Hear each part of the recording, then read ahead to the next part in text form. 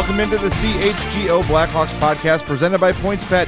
Use promo code CHGO when you sign up to get 2 risk-free bets up to $2,000, but that's not it. If you make a $50 or more first-time deposit, you'll receive a free CHGO membership that unlocks all of our great web content, and you'll even get a free shirt of your choice from the CHGO locker. That's $2,000 in free bets, a free CHGO membership, and a free shirt from the CHGO locker, all for making a $50 or more first-time deposit at PointsBet. Make sure you use that code CHGO. I'm Jay Zawaski with Greg Boysen and Mario Tirabassi. He's over there. Today is Evaluation Wednesday. We're going to talk about the goaltenders today, Marc-Andre Fleury, Kevin Lankinen, and Collin Delia. We're also going to talk about last night's just insane time machine to the 80s game between Colorado and Edmonton. Rookie mode. That was a lot of fun, and we're going to get to that in the second half of the game. And, of course, Game 1 of the East Final begins tonight as well. So lots to get to. But let's start it off with the goalies here, fellas. And I think let's start on a happy note, right? Let's start with our evaluation of Marc-Andre Fleury. He was here for a short time, but a good time.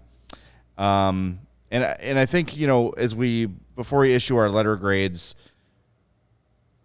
we should remember how last summer went, where you hear the rumors that the Hawks are kicking the tires on Fleury, and you're like, what? It doesn't make a lot of sense. It's sort of a weird, not something I would imagine happening.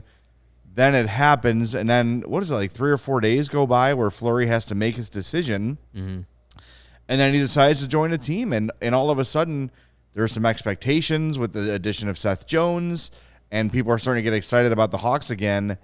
So let's start with the offseason and how exciting it was to hear the news that one of the best goalies of this generation was joining the Hawks. Where were you guys at when you heard news that it was actually going to happen and that he agreed to come and play for the Hawks?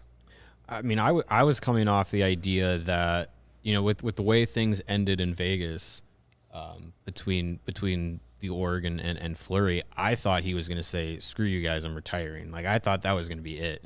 Screw you guys, I'm going home. Yeah, I thought I did not expect him to just say, "Yeah, let me come to Chicago." And then when he did, it was kind of a shot of energy into the season. You know, it really did feel like, okay, this on paper looks like a roster. You know, you're getting Jonathan Toews back. You now have Marc-Andre Fleury, and the 1-2 punch was going to be Fleury, Lankinen, and Kevin Lankinen looked like a very competent NHL goalie after last season, 2 seasons ago, as a rookie, and I was like, oh, great. Yeah. The goalie position is locked up. Seth Jones is on the way. Toews is back. Like, they added McKay. Like, it really just felt like there was enough pieces to the puzzle put together where you thought, you know what? I think this team can make some noise and be a threat to make the playoffs. And then, obviously, as we know, the season started and how it went, it didn't end that way. But there was a lot of excitement, at least for myself, thinking, you know, we might see some playoff hockey. Yeah, I remember when the rumors first came out, I was like, this is stupid. Like, what are we doing here? Like, you seriously told us a year ago we're rebuilding, he who shall not be named, and now we're going to do this. And then I was like, okay, what? And then I saw that they literally gave up nothing to get him. No offense, nothing. Michael Hekarainen. I hope you're having fun whatever European country you're playing in now. So I was like, okay, we literally gave him nothing. So I said, as Mario said, yeah, maybe this team, if everything goes right, can contend for a wild card spot. Again, I don't understand how that fits the rebuild mode that we were told was kind of sort of going to happen the year before. Right. But, all right, at least maybe this team will be worth watching and maybe sort of a little bit of fun to cover and write about this year. And then I was like, hey, and if things go completely sideways, you've got a future Hall of Fame goalie that you gave up nothing for that you can maybe flip at the deadline for something, which exactly we knew by November 1st. Well, let's see what we can get for him by the deadline, because that didn't go sideways. That went off the rails immediately. So it was like, hey, let's put this competitive team and then give them the world's worst hockey coach. And it was over immediately in 2 weeks. Well, and in a 2 weeks, you knew all hopes were dashed. And Fleury had a part of that. Let's be honest. Yeah. We love Marc-Andre Fleury, but that first month was bad. Even the first game, I remember watching and being like, oh, shit, this team is the same as it was last year. Yeah, nothing changed. And it was just, I remember watching that first game and thinking like, oh, this isn't good. We're starting where we left off last year, but they're supposed to be better and they're not better. Right. And I know it was like, oh, it's just one game. It was like, no, like we saw all of what happened in that first game was all of the problems that happened in the previous season, and it didn't get better from there. It's like having a car or a van that has a really crappy motor that can't turn over and get going, and you go out and you put a new coat of paint on this car. Right, yeah. Say, look at how great it looks, and then you go in to start it and you realize, nope, it's the same shitty car. It still sucks. Yeah. It still doesn't go anywhere. But at least it looks good. That's exactly what happened with the Blackhawks. My 2022 Ford Colleton still sucks. Yeah. Yeah. I would venture to say the season started off like a train wreck, wouldn't you? Oh Craig? my Yes, God. there we go. There you go. There's Lawrence. I found out earlier today, Lawrence, our all-star producer, is also the president of the Train fan club. Train the band. Hey, in case Train the people are like, band. what the Yeah, hell you know. train are Not you the talking train we about? threw Roberto Luongo under yesterday. Lawrence is a big Train fan. the band. Big fan of the CTA. Yes. So Who doesn't love Train? Meet this Virginia. Yeah. See, Mario didn't raise his hand. I was told many years ago by Leroy Butler when I used to work in Milwaukee. He said that I would fit right into the band Train. So I've never. What does that mean exactly? I don't know. You should ask him. So yeah, I've never hated Train. But yes, this season started very poorly. It was yes, it was not good. It was a train wreck that went off the rails. There you go. Yeah. All right. Let's get to our And hit grades. a flaming dumpster along the way. Other than that, though, it was wonderful. It's a good time. I gave Marc-Andre Fleury 3.5 stars. I think, like you Feathers. guys mentioned, 3.5 three and a half feathers. I'll get this someday. 3.5 feathers. As you mentioned, the start was poor from everyone. I can't put a ton of blame on Fleury, but there were a lot of times where Fleury was over there and the puck was over there, and that's not a system thing. That's not a defensive breakdown thing. That's him losing positioning. Mm-hmm. But then, as things sort of settled down in the organization, he settled into the net and kept them in a lot of games they had no business being in. So 3.5 feathers for me out of 4. I take 1/2 off because of the first part of the season, because everybody was bad, but he was bad as well. There's really only 2 players that I can think of as we look further down our evaluation. Only 2 players I could think of on this roster that would get 4 feathers. Yeah. And it's probably pretty clear which 2 they are. Yes. But Fleury, Calvin yeah, DeHaan. Jake McCabe and Eric Gustafson. Fleury was, I mean, the start of the season was awful for everybody. He was not that great. But yeah, I think as things started to, as Jay said, settle down, he started to be, show what made him, a Vezina winner the year before. It wasn't quite the same level of play, but also he was playing behind a much more incompetent defense in Chicago last year than he was in Vegas. So he did the best that he could. If it weren't for Marc-Andre Fleury, the Blackhawks would have had probably they would have had much better odds at a top 3 pick, top 2 pick in the lottery this year than they did. But I think, if his play, his impact on the team, he really showed why he is such a likable person. Yeah. Even in his short time in Chicago, made an impact on the locker room, on the organization, on the fan base. I mean, he came to the Blackhawks at the beginning of August 2021, and for the calendar year of 2021, Fleury's Blackhawks number 29 jersey was the 3rd highest selling from Fanatics, and he was here for 4 months of the year. So, people definitely gravitate to him. I think he had a great season for what the expectations were. If only he had played a little bit better in the playoffs, he might have helped the Blackhawks get a first-round pick, but alas, he did not. Yeah, and I took a full feather off of his grade. I gave him 3, as Jay said, the Russian judge. But that first month was bad. It was bad. And, yeah, there was a lot of frustration. He looked like an angry young man behind the pipes a lot. And a lot of that wasn't his fault. But, there were times I was like, man, did he make the right call by actually keep on playing? And then things settled in.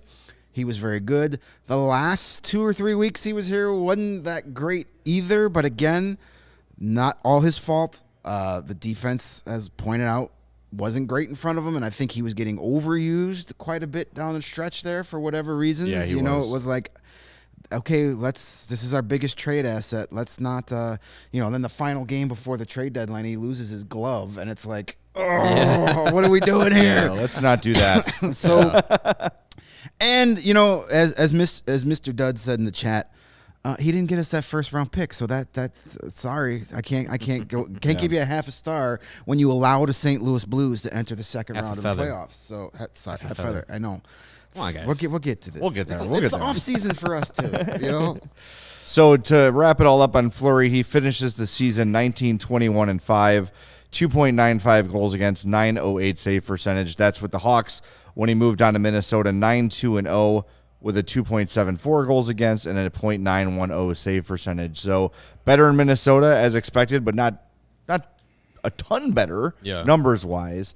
I saw on his Instagram this weekend that his family was in Chicago and they're sort of getting their stuff out of town. And it did seem like, though, they his were at family. the Cubs game on Sunday. Say again? They were at the Cubs game. Oh, nice. Very They were at close. the Cubs game. He had a nice, clean Cool. white I saw t-shirt that. on. Yeah. For a second, I was like, is that just a lookalike or is that really him? But it was confirmed. Yeah, it seems like the family really took to Chicago when their short time here. So this is cool. It was cool to see a guy of that stature play for this organization, even if it was for a short time. Mm-hmm. So, all right, let's move on to Calendalia. Ugh. You okay? Yeah. All right. I'm just a little concerned. All right, about where we're going I heard with a little Calendalia. gag reflex over there. Yeah. I thought you saw news the train was breaking up Hey or now. something. Delia 1-4-1 with a 3.85 goals against and an 899 save percentage. I know that he has not had the easiest path, and some things have happened, that have held him back a little bit. The Robin Leonard signing, the Marc-Andre Fleury signing. But the reality is, Calendalia hadn't really earned the opportunity for the Hawks to not go out and explore other options in goal. Even had they not, he's still number 2 behind Kevin Lankinen. I gave Delia one feather. I wanted to see a little more from him. I really like him. He is an incredibly likable guy. Mm-hmm. He's someone I'm rooting for. There's no one I would like to see succeed more and become a number 1 goalie more than Calendalia. But he's been given opportunities, and again, not ideal, but that it's business. You've got to step up and perform when the opportunity is given to you. And I don't think Calendalia, in his short opportunities, that's a given. I don't think he took advantage of the opportunities he was given, and he just wasn't great. And that's it. Sucks that we get. I hate saying that about him, but that's the reality. He just was not a good or reliable goaltender this year. And I think that both parties will likely move on this summer. Yeah, his time in the organization has had a ton of peaks and valleys, and I think, I think there were times where it looked like, okay, this guy looks like he's going to be a solid NHL regular backup. There were times where it looked like he was pretty much going to be in line to be the Corey Crawford's backup, but then, like you mentioned, Jay, other signings or injuries or whatever just kind of kept him out of that spot. I think he did get some short ends of the stick, but he does also have to prove on the ice that he belongs in the NHL. And flashes are one thing, but to be able to do it consistently at that level, I don't think it was there.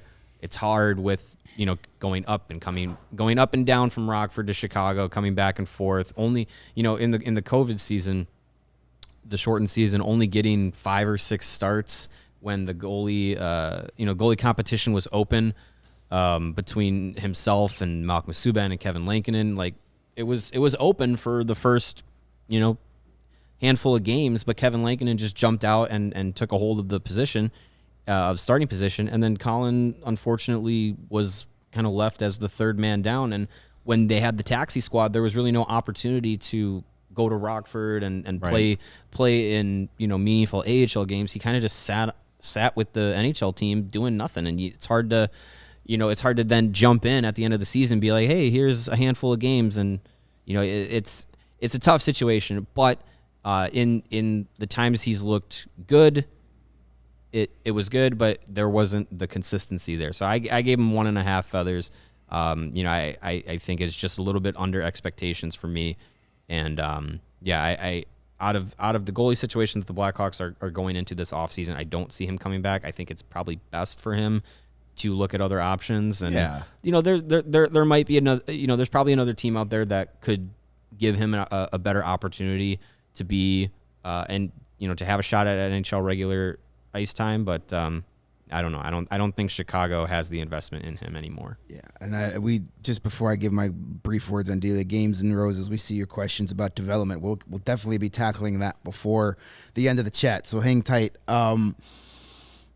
Delia, I gave him just 1 feather. Got it right this time, feathers. For a lot of the same reasons. It just wasn't great. And as Jay said, he's a great guy. I loved covering him for the time I was down in Rockford.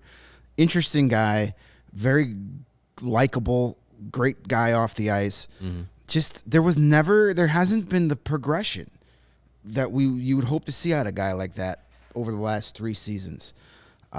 We mentioned Leonard came in and that put him back to Rockford. That didn't sit well, but he still went to Rockford and performed well. And then the COVID year, he was one of the 3 guys. Lankinen was the guy that nobody really thought was going to be you had Subban, you had Delia, and they're like, oh, Lankinen, maybe he'll get a couple starts. And then Lankinen took control of that. He won the job. That's what Delia needed to do, and he didn't. Yeah, he had that. Did he start the second game of this year? I think he started the first 2. Was it the first 2 that he had? Subban got the first. It was in Tampa, right?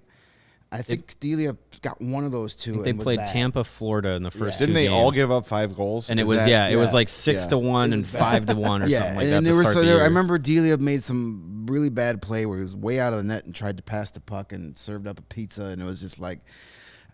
The thing with Delia is there hasn't been the progression. There hasn't been the improvement on his 2 biggest weaknesses, and that's his rebound control, and that's his composure in the net. He loses his net too often, and he gives up too many rebounds, and that's going to be something we're going to repeat ourselves here shortly. Yeah. But in the AHL, you could get away with that a little bit more. In the NHL, you kick a fat, juicy rebound right back to the middle of the ice, and 9 times out of 10, it's going to be in behind you. You can't. He would have those spurts where he looked really good, and then he would just have those 2 or 3 plays a night where you're like, what is going on? And in the NHL, 2 or 3 plays a night like that gives you a career goals against average of 3.6. Yeah, like you said, and we all said, it was a tough situation for him. Mm-hmm. And the COVID year was tough on everybody. But like you said, Kevin Lankinen was not expected to win that job. He got the opportunity and won the job. Right. And as you mentioned earlier, he was a guy coming into this season that Lankinen, I'm saying, that people sort of said, well, if he's the starter and Delia is the backup, like you can live with that, right? Because I think I saw Lankinen as an elite backup and a less than ideal starter, but starter quality. Well, and they started the year with the 3 of them again. Yeah, Lankinen, Subban, Delia. I thought Lankinen was going to be the number 1. But it was still fairly open. Right. But then they bring in Fleury, and it's like, oh, well, there's your 1. Lankinen's your 2. Yeah. But that's just, you got to take advantage of the opportunities when you get them. And while Delia probably had the crappiest situation of all the names we've mentioned, when you get the chance, you've got to stand up and take that job. Some may say that he had a shorter leash than the other goalies, which is probably true, but it's probably a good reason for that. Well, I also think, too, like the organization is evaluating these guys not just based on the games played. They're seeing them in practice. They're seeing them in Rockford. So they've got a firm grasp on who is organizationally 1, 2, 3, 4, whatever. They know that, and they're not making that decision game to game. They've got a pile of evidence from their scouts and from their coaches that say, hey, and what we're sort of learning, and I've learned a lot of this year, is how much the goalie coach plays into who plays. Like the goalie coach really has a lot to say over who should start, who shouldn't, the rotation, all those sort of things. Yeah. So, if Jimmy Waite's not liking what he's seeing from Calendalia in practice, then he's not going to get any starts. Yeah, and that's something that I think maybe as fans and as analysts we lose sight of because there's so much happening that we don't see in games that the organization is fully aware of, and whether or not you trust the organization to make good decisions is a different story. But they have that information, and that is influencing the choices they make in goal. It's been pretty obvious to me for the last 2+ seasons that the Blackhawks just didn't see long-term starter visions when they looked at Colin Delia. Right. And if you don't think it's going to be there, then why waste time trying to make it happen if you don't believe it's going to happen? So and I mean, I think that they did have plans for him at some point, because they gave him the 3-year extension after the 18-19 season where he played all in Rockford and did pretty well at the AHL level. I think they did plan for him to eventually be, the backup to Corey Crawford for some time. Well, you're using and the then word it just, plan in the He Who Shall Not Be Named. Right, and then plans obviously changed. Yeah, he thought about it for a day, gave him the contract, and said, "Nope, I don't want to do that anymore." Yeah, which is typical of that era. All right, before we get to Kevin Lankinen, I want to remind everybody that the best way to help us continue to grow here at CHGO is to download that PointsBet app and use the code CHGO when you sign up. Not only will you get 2 risk-free bets up to $2,000, but if you make a $50 or more first-time deposit, you'll receive a free CHGO membership. That unlocks all of our web content, and you'll even get a free CHGO shirt of your choice from the CHGO locker. Any questions on this, send an email to pointsbet@allchgo.com, and we'll get you squared away. And if you missed it, online sign-up is available now in Illinois. Get the phone out of your pocket. Download the PointsBet app. Use that code CHGO when you sign up, and you'll be good to go in a matter of seconds. You can bet. You don't have to go to the sports book and connect to their Wi-Fi and all that malarkey, as I keep it young for the kids. Just download the app, and you're good to start placing bets in moments. So what are you waiting for? Once the game starts, don't just bet. Live your bet life with PointsBet. Gambling problem? Call 1-800-522-4700. And if you want to keep that competitive edge that you're going to gain by making great bets on PointsBet, you should also consider Strava CBD coffee to start your day, because it is a game changer, and it has helped thousands of people improve their overall wellness and quality of life.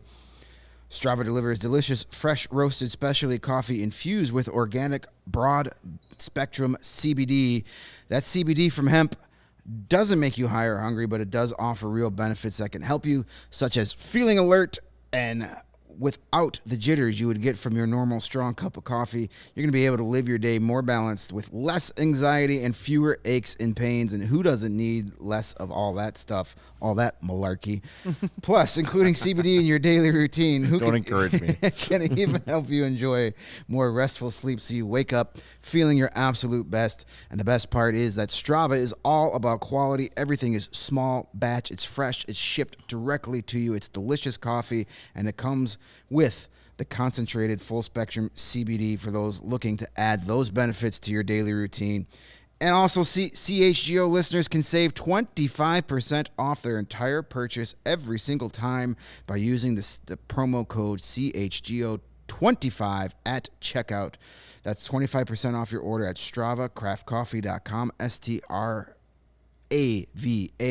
when you use the code CHGO25 at checkout. And if you're already a big fan of Strava, and you should be by now, you can subscribe and save with the Strava Craft Coffee Club. That's where they put you in total control of your order. You order exactly what you want, tell them when you want it, where to ship it to, and they make it happen. You don't have to do anything except open up the bag, brew a great cup of CBD-infused coffee. It doesn't get any easier than that. Strava Craft Coffee. All right, let's move on. What was that? I liked it. All right, let's move on to our final goalie evaluation of the day. Kevin Lankinen, 8-15-6 with a 3.5 goals against and an 891 save percentage. I gave him 1.5 stars. There were some games, feathers, 1.5 feathers. Feathers. They're on the screen. I see the feathers on the screen, but I can't say the word feathers. I'm guilty. I don't know why. We give out the stars during the season. I know. 1.5 feathers for Kevin Lankinen. I don't know. I was expecting more, and what frustrates me about him is I think we saw a step backwards in his play. And he played plenty. He got plenty of opportunities. It wasn't like a lack of opportunity. It wasn't like he was sitting on the bench just, growing moss. He was playing probably more than a lot of people would have liked early on. And he just never really got back to the form we saw a year or two ago. And boy, that rebound control is tough. You watch Igor Shasturkin, and that guy, you can count rebounds he gives up on one hand in the course of a game. Mm-hmm. And when he does, they're right in front of him, and he's got to pounce on him. Now, he's one of the best in the world, right? One of the two best in the world, fine.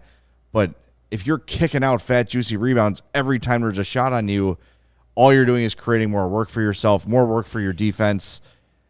I was really disappointed with Lankinen's play. That said, I do think I would like him to be one of the two goalies that the Hawks have next year. I would really want them to pursue that Peter Mrazek situation with Toronto and see if they can bring him in, pick up some assets to take on that contract and bring him in, and he's a fine replacement level starter.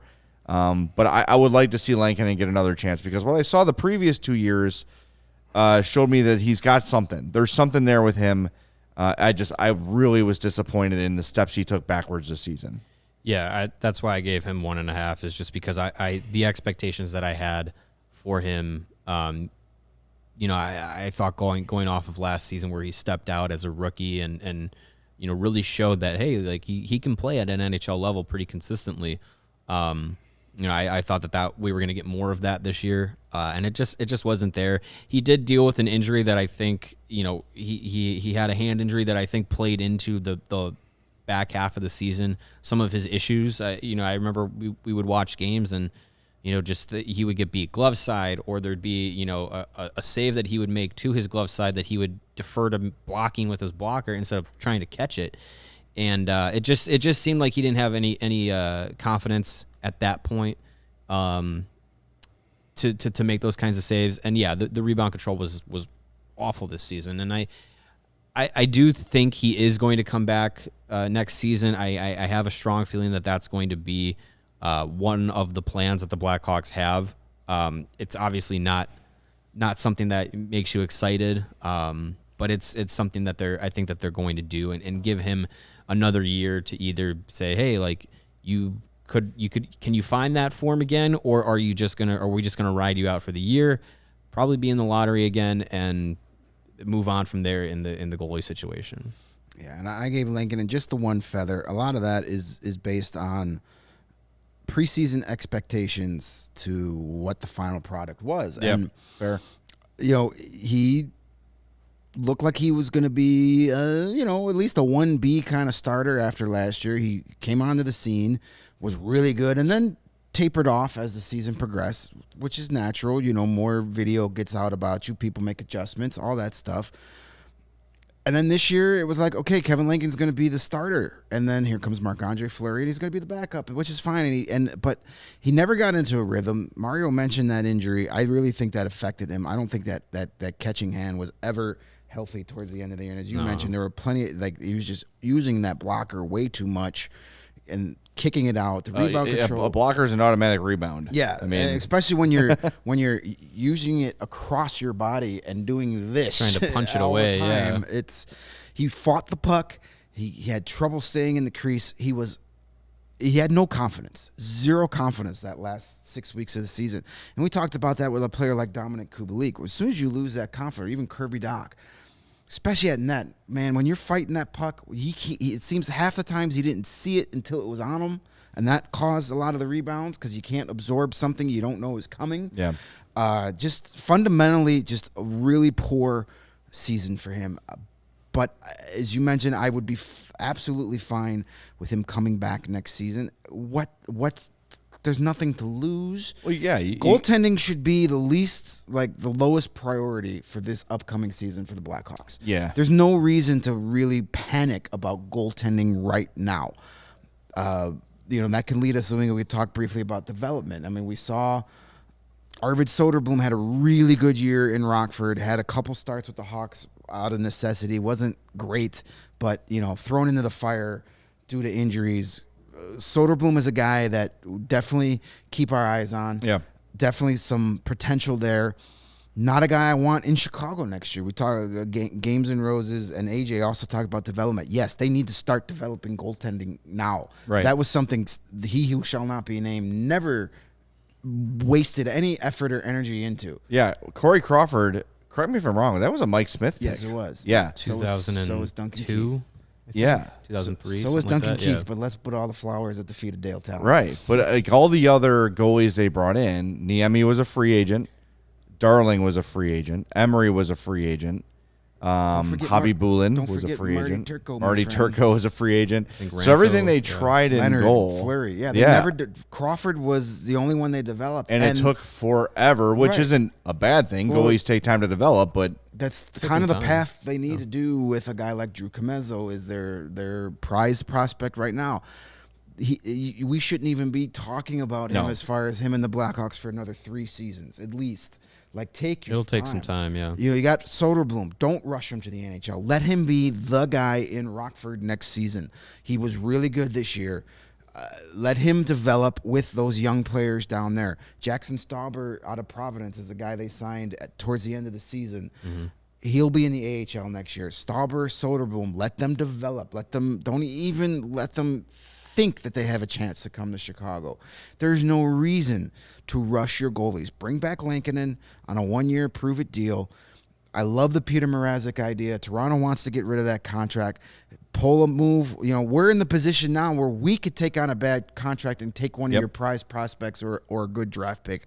We're in the Brian Bickle driver's seat now. So why don't we do that? Hey, Toronto, give us your Mrazek, who isn't a terrible contract, but they've got needs elsewhere that they can't spend. I think 3.6 on a goalie. Hawks can take him on. That's a guy that has proven in the past that when he's healthy, that's his biggest issue. He could be a very good goalie. And that's a guy that, hey, you bring him on and then maybe trade deadline this year is, hey, a team that's a playoff aspirations has an injury. They're willing to give you something for him. What is the term left on that deal? 2 years, I believe. Is it 2 years? Okay. $3.6 million per. Which is not That's awful. yeah, for a it's not starting terrible. goaltender. It's not terrible, especially and- when you're a team that really doesn't need a starting goaltender. Right, exactly. You can take that deal on for 2 seasons and ride the Peter Mrazek train wherever it takes you. sure. Nice callback. So you could do worse than that. And listen, you bring in Peter Mrazek and Kevin Lankinen, and they're both awful next year. Oh no, we get Connor Bedard. That would just be freaking terrible. Mr. Duds in the chat says, give Toronto back their 3rd-round pick and Murphy for Mrazek in their 1st. Okay. Sure, I'd make that deal, I guess. Done. I guess, yeah. Yeah, I mean, get that 1st-round pick this year that Kyle Davidson is coveting. Yep. I'd make that trade. There's options. There's a lot of veteran guys out there. You know, a Braden Holtby's going to hit the free agent market. Does he excite you? Not really. No. But again, it's just but you don't want need a someone guy. that's You just need- inexpensive that can fill the you role need a because pulse. you don't want Right. Soderblom or whoever else And sitting on the bench We were in talking Chicago. before the show. A name that popped up. One more shift for Craig Anderson with the Black. I mean, he was serviceable with a bad Buffalo team. On a bad Let the Buffalo Park team, Ridge he wasn't native terrible. Come full circle on his career. Let him come back here. Bring back Michael Layton, too, and have him battle it out. Might as well. Yeah. Sure. Yeah. Back in the day, You know, man. those are guys that are out there. You know, there really isn't a lot of franchise goalies available. But they don't. But they don't need one there's- right there's now. There's not a necessity for that. No, if you want to be bad, bring in a slightly below replacement level veteran. Yeah. And ride it out. There's- And, yeah. Look, the and maybe hope you is- catch lightning in a bottle, and a Brandon Holtby comes here and regains some sort of that form, and then you could trade him for a 2nd-round pick Yes. at this deadline. And the hope is that either Soderblom or Stauber or Comesso elevates, is ready to be a franchise goalie when the time the Hawks are ready to be good again. Mm-hmm.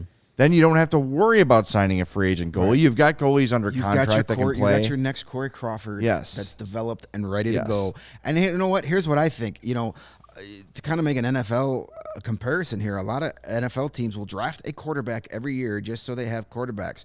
To me, there is nothing wrong with drafting a goaltender every year to keep that pipeline going, because goalies are so fickle, they're so weird and goalie-y that you never know where you're going to get a guy like Kevin Lankinen. Looks like he's a starter for the future. And the next season, you're like, ugh. Yeah. So you can never have. It's like relief pitching in baseball. You can never have too much goaltending.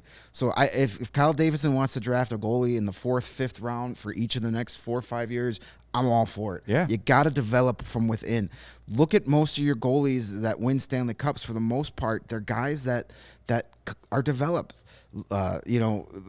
The Western Conference Finals this year is not the case, but look at both of those guys, New York and Tampa. Yep. Guys that they drafted, guys that they came up through their system. The Hawks won those cups with Corey Crawford. They was a guy. Jonathan Quick. Jonathan Quick was a Kings guy. Marc-Andre Fleury. There you go. Pittsburgh. Rask. Carey Price. Yep. All these guys, when you can develop your own guy, it just makes it much better because, you get those first 5-6 years at team-friendly contracts. All-star free agent goalies aren't cheap, and you usually have to overpay for them, and then you're the Florida Panthers going, well, what the hell did we pay all this money to Sergei Bobrovsky for? And they got a Spencer Knight coming out, but they're still paying Bobrovsky $10 million per for the next 6 years. I hate long-term goaltending free agent contracts. They never end well. They never end well. So develop. Games and Roses, I'm all about it. Get me 5 or 6 goaltending prospects and just let them percolate in the minors for the next 4 or 5 years and see what happens. Yeah, and before we wrap this conversation up, AJ in the chat has a good comment. Actually be curious about what would happen if with development, if the Hawks try what the Panthers did and create an entire department dedicated to just goalies. Look, Kyle Davidson is very fresh on the job, but I think everything's on the table. When you hire Jeff Greenberg, that's the sort of guy that's going to come in and say, look, the Cubs had a department for everything, right? Like every little part of their development had a special little department and crew and staff and all those sort of things. And that's going to be the competitive edge that the Hawks can. They've got money. The organization has money. They're not afraid to spend money. Do they spend it well? Not always. But they've got it, and they're willing to spend it. And I think we have seen a willingness from Danny Wirtz and Jamie Faulkner to put money into the organization. And look, they let their GM hire one of the GM candidates they interviewed. And I guarantee you it was not cheap to get Jeff Greenberg to leave the Cubs. Right. That's a good job. He's got GM potential in the league later. If he wants to stay with the Cubs, someone's going to hire him someday. For as bad as the Cubs are, their front office still gets a ton of respect. So that was not a cheap move. It's not a guy who was necessarily looking to leave the Cubs. They're willing to throw money at it. It's going to take some time for them to evaluate what their needs are. This summer, they've got a lot to do. They've got to hire a coach. They've got to figure out what they're going to do with their 2 franchise players. They've got the draft. There's a whole bunch of really, really surface stuff that Kyle Davidson and company have to take care of.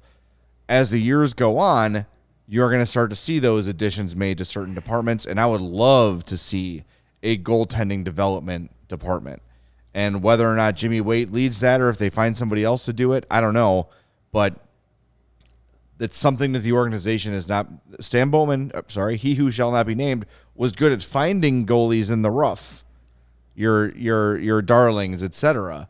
But in terms of development, they were never great at it. So it's something that they definitely organizationally have to figure out because they've got a handful of guys that they are excited about with Soderblom and Comesso and Stauber.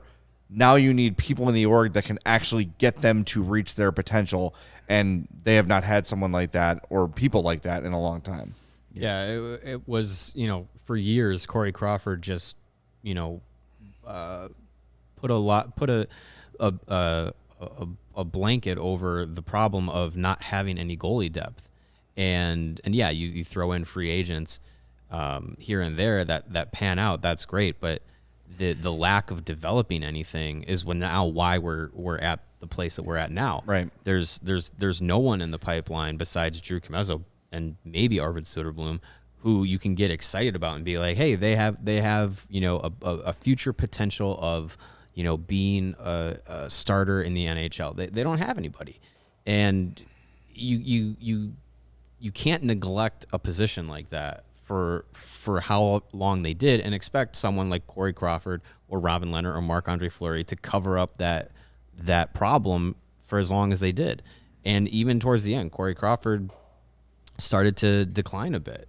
And at that point, you were looking at the depth of the organization and goaltending. You're like, oh crap, like they don't have anybody. Right. So yeah, now I think you have to go into it and now you're starting from behind in the long-term development of a goalie, which does take time. Players like Jake Ottinger and Spencer Knight and Andrei Vasilevsky, who are ready to go in their early 20s, that's the anomaly. Like that's not the expectation for goaltenders. They take some time. Corey Crawford was 25 by the time he got to the NHL on a regular basis, so it'll take some time. So yeah, I think if the organization is going to take some time for all the systems that Jeff Greenberg is going to implement with, how they function with scouting and communication and things like that, it's going to take some time for them to also be ready for having a goalie that's going to be able to step in and be a long-term starter, whether it's, Arvid Soderblom or Drew Comezzo. We're years away from figuring that out. And until then, like you guys said, finding a goalie in each draft. The thing is, in the years that Corey Crawford was the unquestionable starter, they still drafted goalies. Mm-hmm. They just didn't get the right guys. I don't think a lot of it was some of it was failed development. But I don't think there's a goalie that they drafted that panned out elsewhere. I can't think of one off the top of my head. They were just the only one that kind of sort of had an NHL career was Carter Hutton. Carter Hutton, right? Yeah, but even then, it's just it wasn't that they drafted someone and they moved on from them and then they developed somewhere else and became a starter. It wasn't the case. We're in this situation basically because of the lack of foresight from the previous regime when it came to that. As you mentioned, hey, we got Corey Crawford. We'll worry about goalies when he's not here anymore. Well, he's not here anymore, and so Kyle Davidson. There's many different roads on how he can handle this, but he's been shown what not to do. Yeah, right. He's been given the roadmap of how not to handle the goaltending situation. So, I think he's smart enough to do it, and maybe that Panthers route. I kind of found it a little funny that Panthers we're gonna do a whole department just on goalie development. Then we're gonna sign a veteran for 7 years. So it's like say one thing, do something else. It reminds me of the scene in Elf where Kyle Gass and Andy Richter go to James Conner we've got a great idea for a new book. We hire this guy. Right? It's the same idea. You're telling me you two, my two head writers, that we need to hire someone else to write a book. Yes. Yeah. Yes, that's the idea. So looking back at the recent drafts of the Hawks, 2021, no goalie selected. 2020, Drew Comezzo was a second-round pick. And I will say with Comezzo, sorry to interrupt. I will say with Comezzo, I feel like he's the best prospect that they've had since Crawford in the system. And I think with the opportunities he's already had with Team USA, with the Olympics, obviously without NHL players, that makes a difference. But to get the opportunity to go to the Olympics with Team USA, to be the starter for the World Junior team, which I think he'll, depending on what they do in the summer with the rosters with the World Juniors, I think he'll be there again. I think there's some real expectation and excitement behind him. But again, it'll be years before he's ready to be the NHL regular starter. And but I think that is in his future, hopefully. 2019, Dominic Bassi. 2018, Alexis Gravel. Nope. 2017, no goalie selected. 2016, Wouter Peters. I remember that name. Third round pick, by the way. None in 2015. 2014, in the 6th round, Ivan Nalimov. Oof. Ivan Nalimov. Yeah, we're going down. Bad. Brandon Whitney, Matt Tompkins, both in the 7th round, 2012. So you can see not a lot of success in drafting goaltenders. A lot of them were late, in fairness. Late rounds, and those are lottery tickets. Very, not very often do you have too many first round goaltenders. I think in the last few years, we're seeing more. I think we're seeing more now because I think goaltenders are kind of evolving a little bit in how they develop as younger players. But yeah, I think... And it may have something to do with the fact that we're starting to see these inflated contracts where teams are like, well, I don't want to pay $10 million. Yeah, for right, Let's get our own guy. Let's use that first-round pick so we can have a guy for 10 years and not have to pay him $10 million. Right, yeah. Well, look, Mario, to your point earlier, if you have a goalie that turns out to be your next Corey Crawford, and you need to fill that backup spot with free agents, cool, right? Right. But you've got to get the one. You've got to get the guy you can trust. And Greg, like you said, you're not going to get a Corey Crawford to join your organization unless you're paying out your ass for a free agent, which is not a smart way to go about things. Like, you look at the teams that have done that, and aside from Florida, it hasn't really worked out. So, develop a goalie. Again, get as many lottery tickets as you can. Draft one every draft for who cares, right? And if one or two hit, great. You're in good shape for the next decade, but you've got to get one of those. And, Comesso probably at this point remains the best shot, but he's also far away, and Soderblom is probably too. But from there, the rest you're kind of like, maybe if you squint real hard, they could be an NHL backup. But I think Comesso and Soderblom are the only two in the org with NHL starter potential. Yeah. All right, before we get to the playoffs, I want to remind everybody to make sure you are subscribed to our YouTube channel. It's youtube.com/CHGO Sports. Like that page, turn on those notifications so you know whenever any of our great shows are going live. And wherever you get your podcasts, hit the subscribe button to the CHGO Blackhawks Podcast. Hit that; those subscriptions matter to us and to everybody here. So hit that subscribe button, and notifications are helpful in that too, because you never know when a podcast is going to drop. Maybe you're stuck at work, maybe you're busy, and you forget. That notification will remind you, oh, hey, there's a new episode out, and I should be listening to that right now. And if you are an Apple Podcast user, a 5-star review. If you want to do us a favor for free, take 30 seconds, hit that 5 stars, and write a brief little summary on why you like the show, and it will be very helpful. 5 stars only, because what I've learned is a 4-star review on Apple Podcasts is basically a 1-star review. Really? Yeah, it's really kind of a broken system, and you've heard other podcasts say subscribe and unsubscribe and subscribe, and that actually does work because they see it as new subscriber. Oh, wow. It's a broken system, and I know this from working in podcast management for a while that no one knows what the hell they're doing. But I do know that a 5-star review on Apple Podcasts is worth its weight in gold, and it takes 30 seconds to do. So we would greatly appreciate it if you took the time to do that. Lawrence, you're sitting there. Just do one right now. Yeah, I'm going to unsubscribe and resubscribe. I like that idea. All right, There you cool. go. But don't forget to Game the resubscribe. system. Finish on resubscribe. Correct. And 5 stars. Yeah. 5 stars, 5 stars.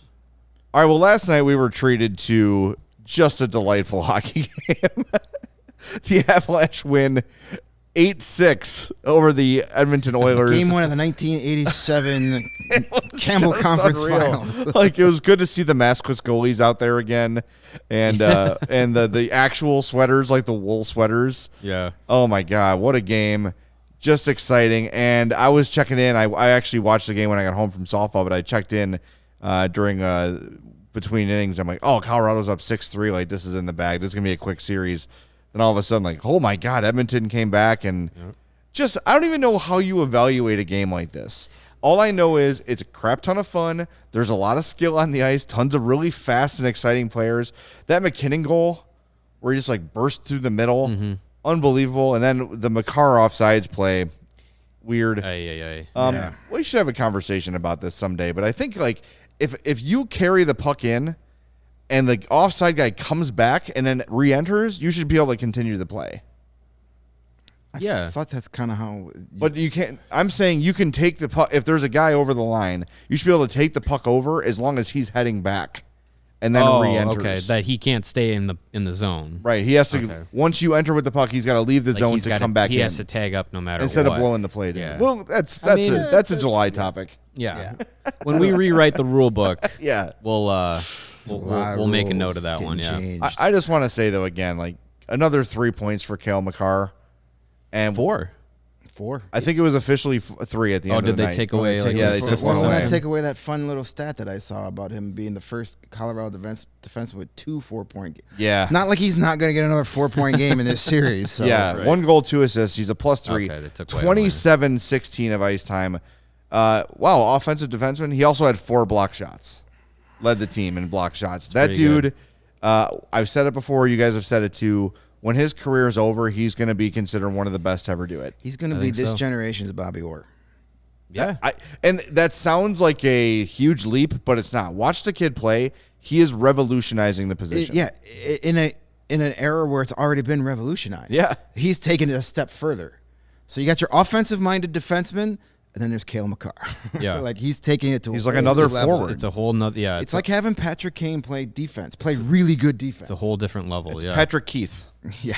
There you go. right? I mean, really. Yeah. That he You is. put those two together. Yeah. I don't know if I can go as far as he's as skilled as Patrick Kane offensively, but I mean, it's close. if you moved him to a wing, would he look out of place anywhere? No. I mean, you could I don't argue think so. you can argue that Cale Makar is further along offensively at this stage that age and stage of his career than Patrick Kane was.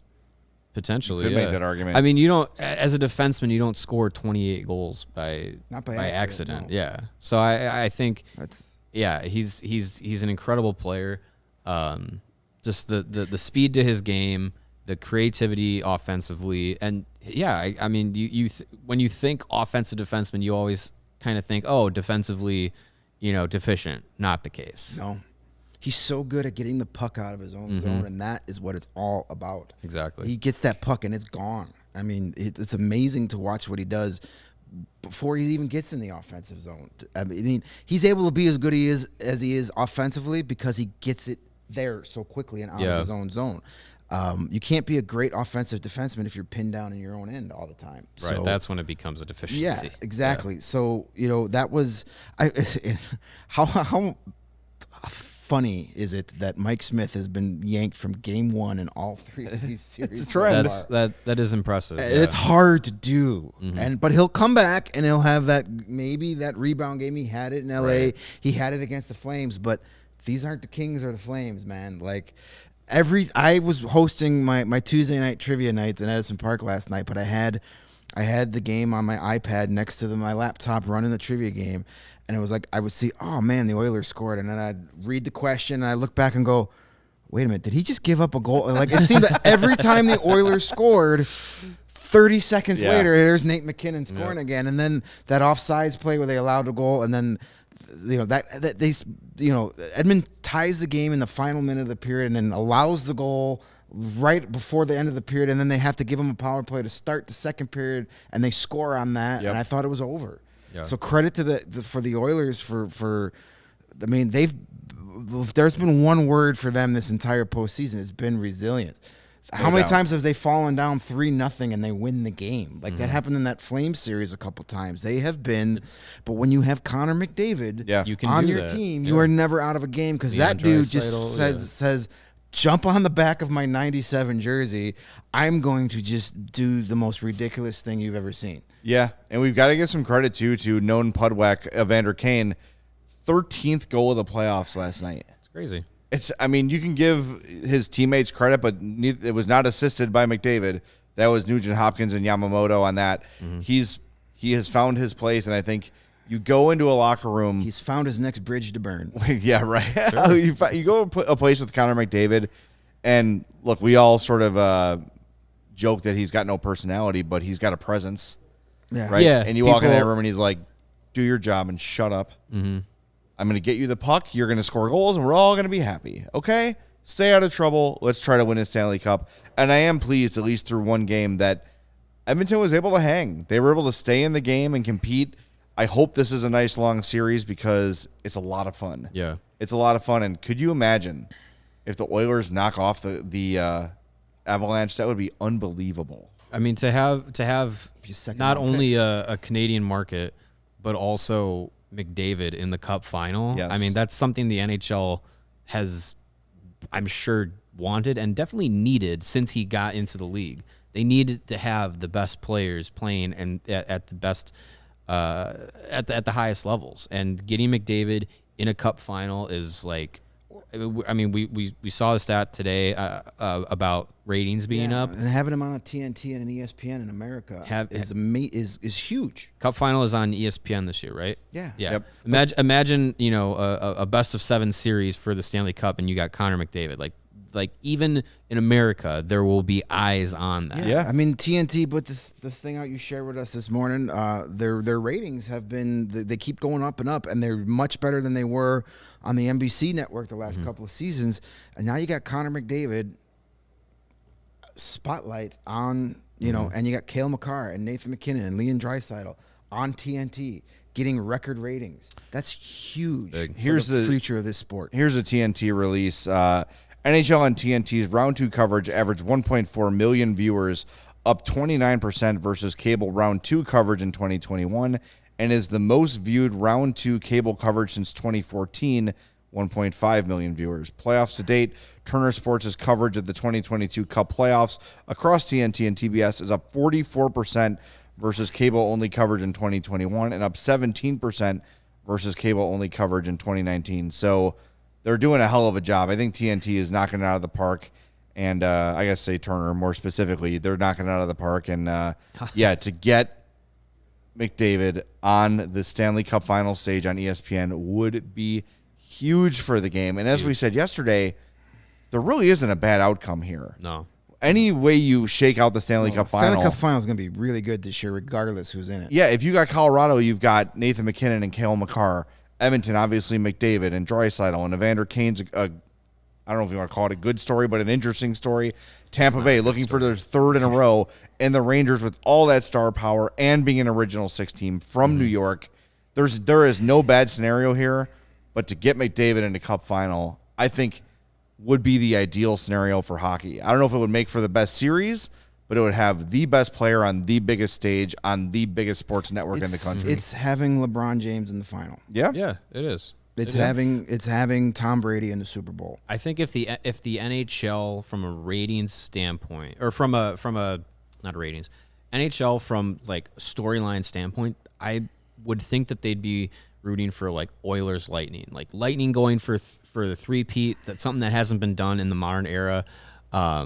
And then McDavid going for his first Best cup. goalie on the planet versus the best player on the planet. Yeah, I think if they're looking for best story, that's probably the series that the league is hoping for.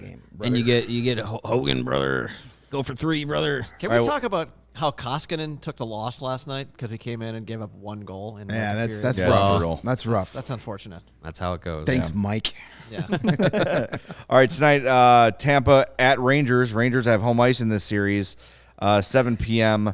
on ESPN, right? I think it's ESPN. Yeah, Yes, they're gonna has the alternate, East. yeah. Yes. So that'll be a lot of fun. We'll talk about that on tomorrow's show.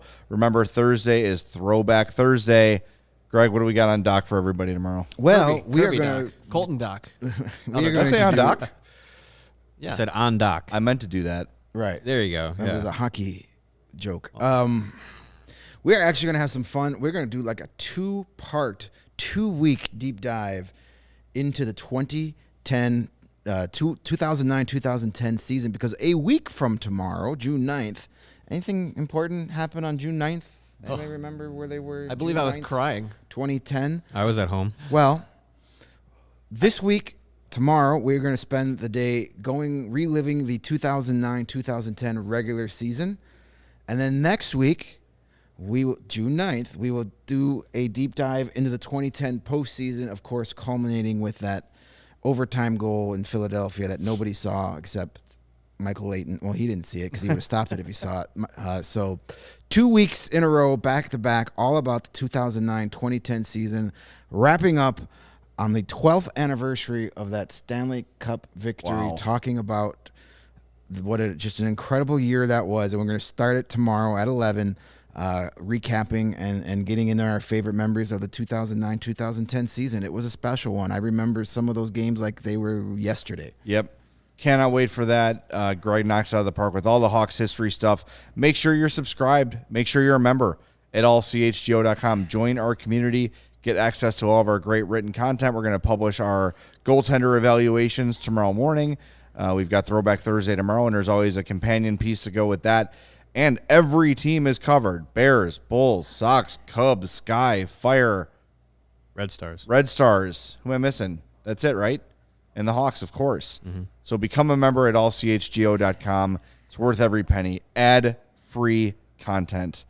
You sign up, you join, you get a shirt, and you get to read our stuff all day, every day, in a beautifully arranged website that looks terrific and is not going to jam up your computer with a bunch of junk. So jump on that. Help support us as you do by watching and subscribing. We appreciate everybody. We're going to talk to you tomorrow on Throwback Thursday, 11 a.m. on the CHGO Blackhawks Podcast.